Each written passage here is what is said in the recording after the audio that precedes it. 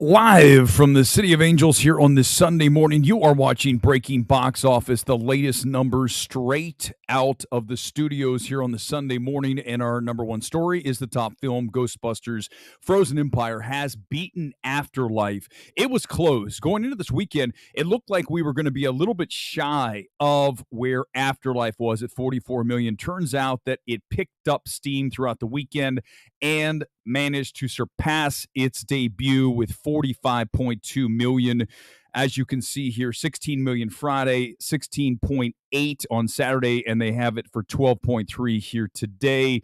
That includes all the PLF screens, IMAX, Dolby, 40X, all that stuff. So listen, there's a lot of people saying, well, is this successful? Is this not successful? Listen, if you're above Afterlife, and I think there's a lot of buzz for that film, right? Because it was really the return to the original Ghostbusters, not the 2016 version, but bringing back part of the crew for Afterlife. Here you bring back everybody. I think it's a better film, and I think Sony can be happy with this. Overseas only made about 16 million, but it's a limited. They're going to go, territory by territory, as it were.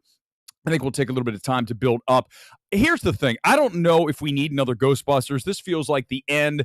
But if this film manages to make money, right, at the end of the day, Sony's going to go ahead and say, let's go. You see that so often with these studios and the franchises. They have something built, so they're going to just keep going. Even if it breaks even, to them, that's still producing films. That's still something to work with, and they will continue to do so. So I would say it is an acceptable debut. I don't think it's a remarkable debut, but it's definitely not underwhelming. I think this is exactly where we thought it would be. We had it at 40, so it's a little bit above that at 45. We go to Dune and we go to the international numbers, and you're going to see some impressive stuff here as I bring up the Warner Brothers email. And you look at, we talk about the importance of China so often. It is huge, okay?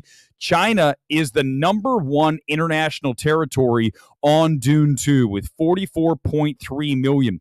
This film is up to $574 million worldwide. And I guess the question becomes, how much higher is this going to go? Now, initially we had the forecast here on MMT at about 775. I don't know if we get there. I think that we are going to be in the sevens, but the question is exactly where will we stop? This is not going to go as high as Oppenheimer, which is at 950. Again, that film rode the wave of Barbenheimer and really gave a big push to Oppenheimer. Not to suggest that film wouldn't have done well on its own, but we know the synergistic power of those two was so key to that film popping as high as it did. I think Dune 2, even at 700, will be a success. Obviously, we're going to get a Messiah. This film is a cliffhanger. You cannot leave audiences how Denis did at the end of this. Few other territories here. We go to the UK at 38.8. Next is France at 31.8 and Germany 29.3, Australia 17.9. Again, the total on this is 574.4 million. Also important to note, 124 million of this 574 is from IMAX. Again, how important are those PLF screens to these films, such as a Dune 2? You get the extra money from that. A lot of audiences really want to see these things in the best possible format. You look down the street at Universal, you've got IMAX 70 millimeter, and it's virtually sold out still here every single day because it's the only location in LA that is showing this film in 70 millimeter, also IMAX. So it's very popular screening. So that's good to see. All right, let's continue. And we go to Immaculate. This thing set a neon record. Now, if you're asking me, was it an insane number? Of course it wasn't. Look, as I look at Immaculate, it is 5.4 million, which is the highest debut ever for Neon. But when you look at the per screen average, it's only $22.77. Now, if you're asking me, what does that matter? Why is that important?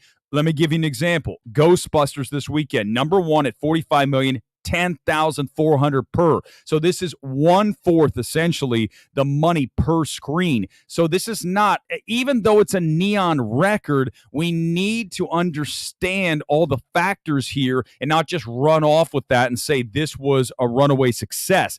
It's not at that number of $2,200 per, but it is nice to see neon pop a number in the fives, because you really look at Sydney Sweeney. She brought audiences here into the theaters because she's so hot. She is the it girl, right, in Hollywood right now. And for her to be involved in a neon film, you can see the result. And interestingly enough, Sweeney was doing live intros to a couple of screenings here in Burbank over the weekend. Both of them pretty much sold out, and we'll go over about that tonight. I'm going to see it today. I'm going to talk about Immaculate tonight at length because there's something I want to talk about with Sydney Sweeney. It's not the two things you're thinking of. Get your mind out of the gutter here on this Sunday morning. Let's continue with Late Night with the Devil. I saw it last night. Really cool horror film. Not a scary film. Okay, anyone who says this is scary, watch out. Do not trust these people. But is the actual concept of this film extremely cool? Yes. And does it work with David Dastmalchian? How do I always mess that guy's name? Dastmalchian. I'll get it right tonight. He is perfect as the 70s talk show host.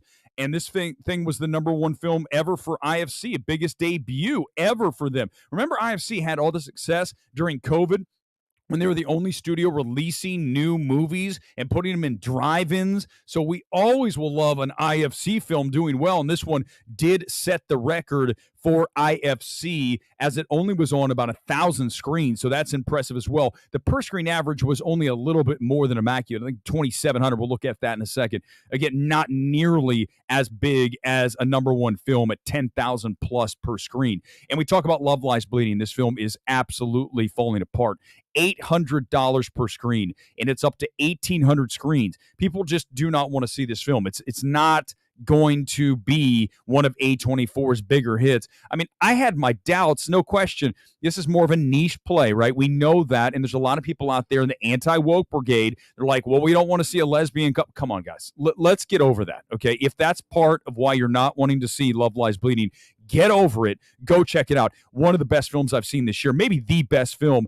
I think Late Night with the Devil is a very cool, again, concept. I like the execution on the film, but I believe at the end of the day, I'm always going to go with movie making and filmmaking and Rose Glass, and what she does with Love Lies Bleeding is far more impressive as an overall technical play than Late Night with the Devil. Here comes the top 10 box office here on this Sunday morning. Thanks for being here on Breaking Box Office. Back tonight with pretty much a free-for-all. Not a lot going on in the world of film. I mean, we have things going on, but nothing like a major, huge story. So I'll probably talk about Immaculate and Sydney Sweeney. There's something particular I want to discuss about her tonight, in addition to whatever you want to talk about on the Sunday Night Spectacular. Top 10, Frozen Empire, #1, 10,000 per. Dune Part 2, 5,000 per, now up to 233 domestic. Again, that has now beaten Wonka's entire domestic run with that number. Kung Fu Panda, 133, I believe it's at 260 plus million worldwide.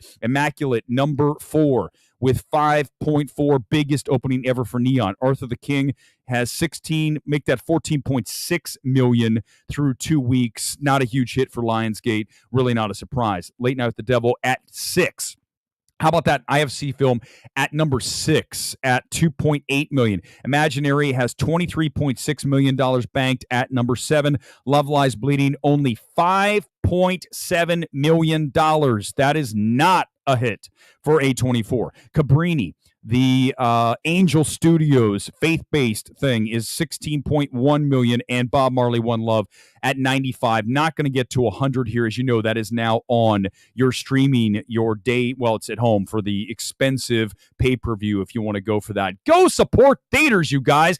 Get out there. I'll see Immaculate today. If you haven't seen Late Night with the Devil, if it's near you, go check it out. I don't know about Immaculate. We'll talk about it tonight. Hopefully it's decent. I mean, it's Neon. I generally like their films. They do weird things. Does it work for everybody? Usually not. And I think that's why you saw that C cinema score with this film. All right, we'll see you back here tonight on MMT Sunday Night Spectacular. Until then, peace